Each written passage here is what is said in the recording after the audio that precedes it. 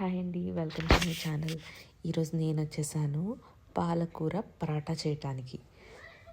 మీ అందరికీ తెలిసే ఉంటుంది, ఇది నా స్టైల్ ఆఫ్ రెసిపీ అనమాట. ఒకసారి చూడండి, నచ్చితే చేయండి, చాలా బాగుంటుంది.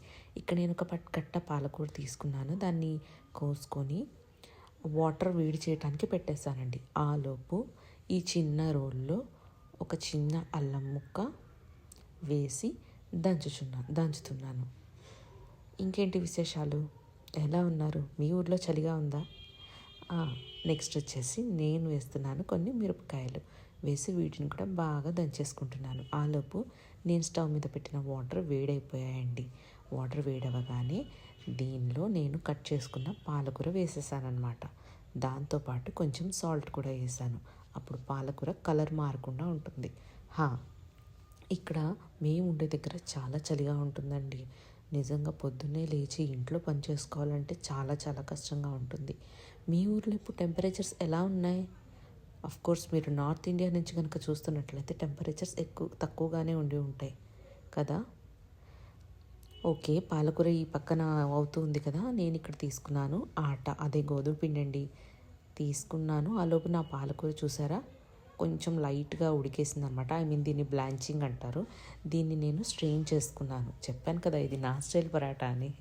బ్లాంచ్ చేసుకొని దీన్ని పక్కన పెట్టుకొని, పప్పు గుత్తి ఉంటుంది కదండి, దీంతో నేను కొంచెం కొంచెంగా మ్యాష్ చేస్తున్నాను అనమాట. మిక్సీలో వేస్తే మరీ మెత్తగా అయిపోతుంది. I don't like that. And ఈ ఆటా తీసుకున్నాను కదా, దీనిలో కొంచెం ఉప్పు వేసుకున్నాను.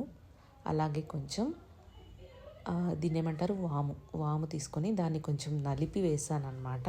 వాముతో పాటు నేను ఇక్కడ వేసుకుంటున్నాను కొన్ని ఉల్లి విత్తనాలు, కాలాజీరా అంటారు, కలోంజీ అంటారు, అవి.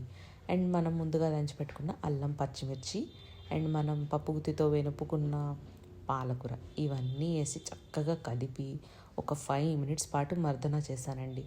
సాఫ్ట్ డో రెడీ అయింది. ఇంకా దీంతో మనం నార్మల్ చపాతీ చేసుకున్నట్టు చేసుకోవడమే అనమాట. చెప్పండి, మీ ఊర్లో చలి ఎలా ఉంది? మీరు ఎలా ప్రికాషన్స్ తీసుకుంటున్నారు?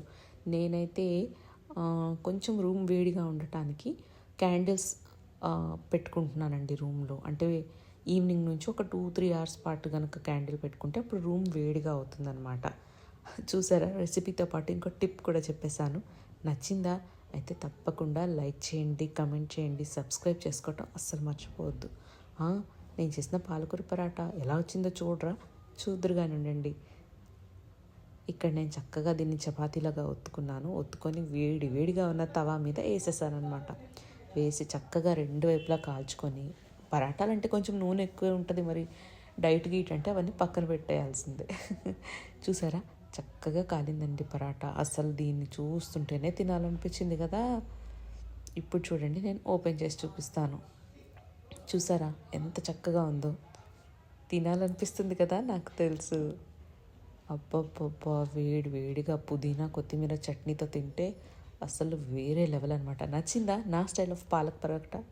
అయితే తప్పకుండా చెప్పాను కదా, లైక్ చేయండి, కమెంట్ చేయండి, సబ్స్క్రైబ్ చేసుకోవడం అసలు మర్చిపోవద్దు.